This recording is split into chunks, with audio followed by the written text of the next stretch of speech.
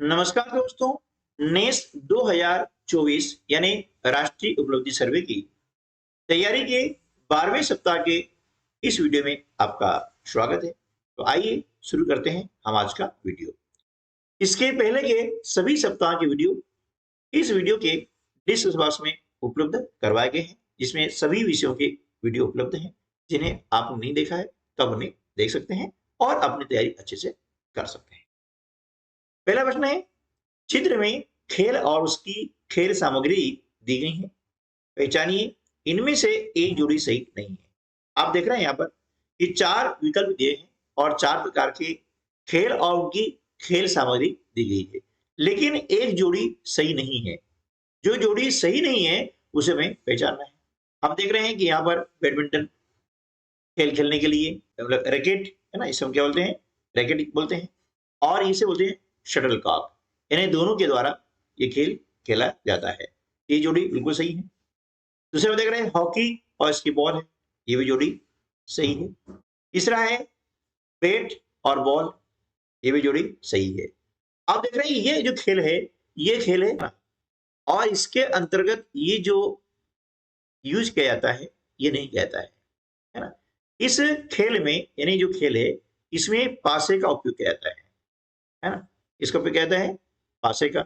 और ये जो आपको चित्र दिखाई दे रहा है ना, इसका उपयोग शतरंज के खेल में किया जाता है। ठीक है, तो यहां पर क्या है कि जो खेल सामग्री है, खेल और खेल सामग्री है, उसका सही संयोजन नहीं है ना, और ये हमको पहचानना है। तो विकल्प ए जो है इस प्रश्न का सही उत्तर हो जाएगा।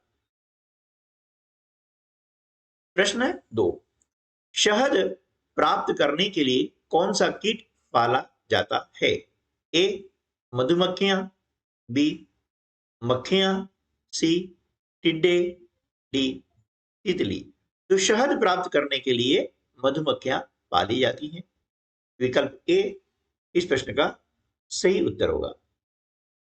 प्रश्न क्रमांक 3, पहाड़ी व ठंडे क्षेत्रों जैसे लेह, लद्दाख आदि में पाए जाने वाले जानवरों के शरीर की बनावट इस प्रकार की होती है कि जिससे वे अत्यधिक ठंड में भी जीवित रह सके। इस प्रकार की बनावट होती है। यहाँ पर चार विकल्प दिए गए हैं। ए गर्दन का लंबा होना, बी पैरों का गद्देदार होना, सी शरीर पर घने व लंबे बाल होना, डी विशालकाय भारी शरीर होना। तो देखिए, पहाड़ी और ठंडे जो क्षेत्र होते हैं वहां पर ठंड भी बहुत ज्यादा होती है ना, बहुत ठंड होती है। तो ठंड से बचने के लिए क्या होता है कि शरीर पर घने और लंबे बाल होते हैं। इससे क्या होगा कि उसके शरीर में जो गर्माहट है वह बनी रहे। वे घने और लंबे बाल के कारण वो शरीर की जो गर्माहट है, ऊष्मा है, वो बाहर ना आ सके, और बाहर की जो ठंडक होती है वो अंदर प्रवेश न कर सके। इसलिए उनके शरीर पर घने व लंबे बाल होते हैं। तो विकल्प सी जो है इस प्रश्न का सही उत्तर होगा। प्रश्न क्रमांक 4, बर्फीले पहाड़ों पर चढ़ते समय पर्वतारोहियों को विटामिन सी और आयरन की गोलियों के साथ साथ गर्मा गर्म चॉकलेट वाला दूध नाश्ते में दिया जाता है। क्यों दिया जाता है? उसके चार कारण बताए गए हैं। इनमें से सही कारण का हमें चयन करना है। ए अधिक तापमान के लिए, बी घबराहट से बचने के लिए, सी ठंड से बचाव स्फूर्ति व शक्ति के लिए, और डी गर्मी से बचाव और ताकत के लिए। देखिए, जब बर्फीले पहाड़ों पर चढ़ते हैं तो भाई बर्फीले पहाड़ है, स्वाभाविक है, वहां बर्फ गिरती है और ठंड अधिक रहती है। जब ठंड अधिक रहती है तो ठंड से बचाव जरूरी है। ठीक है ना, ठंड से बचाव जरूरी है। तो ठंड से बचाव के लिए क्या करते हैं कि गर्मा गर्म चॉकलेट वाला दूध नाश्ते में दिया जाता है। यानी विकल्प सी जो है वो सही है कि ठंड से बचाव करने के लिए, स्फूर्ति और शक्ति के लिए विटामिन सी, आयरन की गोलियां और गर्मा गर्म चॉकलेट वाला दूध नाश्ते में दिया जाता है। प्रश्न 5, पर्वतारोहण के समय अगर आप रास्ता भूल जाएं, पर्वतारोहण मतलब आप पहाड़ पर चढ़ रहे हैं, ऐसी स्थिति में आप रास्ता भूल गए और आपके साथी भी दिखाई न दें, तो ऐसी स्थिति में आप इनमें से क्या नहीं करेंगे, है ना? देखिए 4 विकल्प दिए हैं। ए, जोर-जोर से रोओगे। बी, जोर-जोर से सीटी बजाओगे। सी, जोर-जोर से चिल्लाओगे। डी, जोर-जोर से ताली बजाओगे। तो देखिए अब रास्ता भूल गए हैं, साथी भी दिखाई नहीं दे रहे हैं, तो आप क्या करेंगे वहां पर? सीटी बजा सकते हैं जोर से, ताकि साथी को पता लग जाए। आप चिल्ला भी सकते हैं और ताली भी बजा सकते हैं, ताकि उन्हें पता लग जाए कि आप रास्ता भूल गए हैं, उनसे भटक गए हैं, है ना? लेकिन जोर-जोर से रोने से इसका कोई फायदा नहीं होगा, तो हम ये नहीं करेंगे, है ना?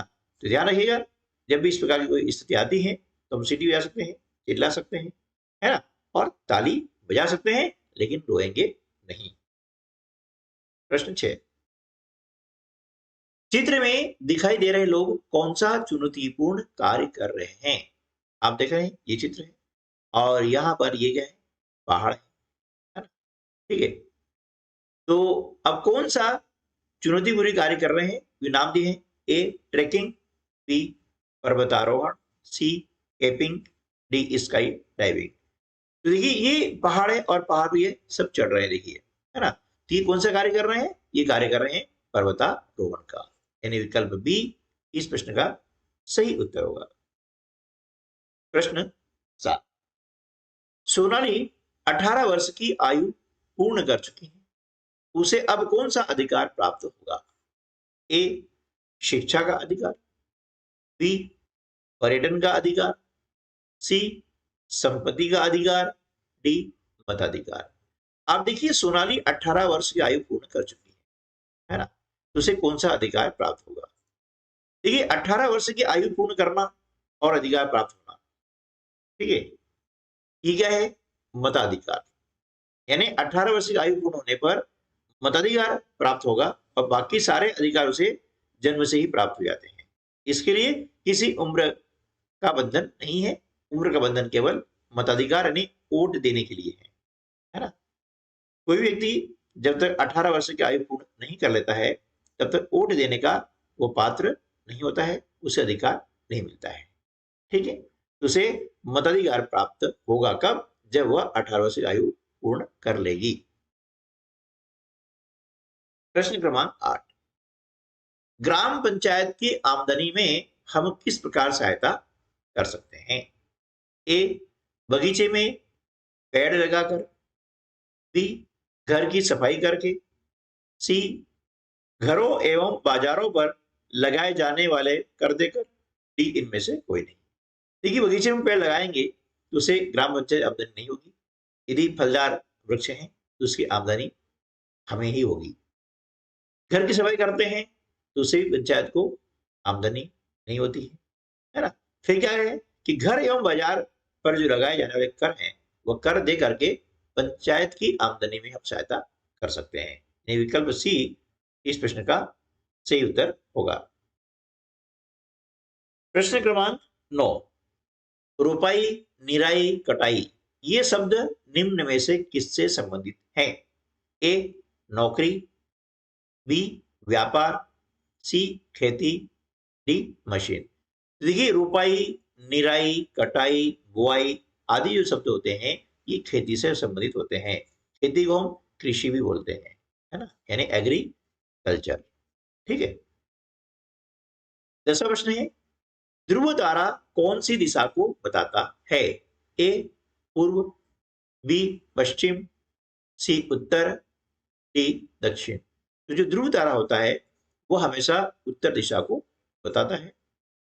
आज वीडियो में बस इतना ही, मिलते हैं अगले वीडियो में, तब तक के लिए नमस्कार, जय हिंद।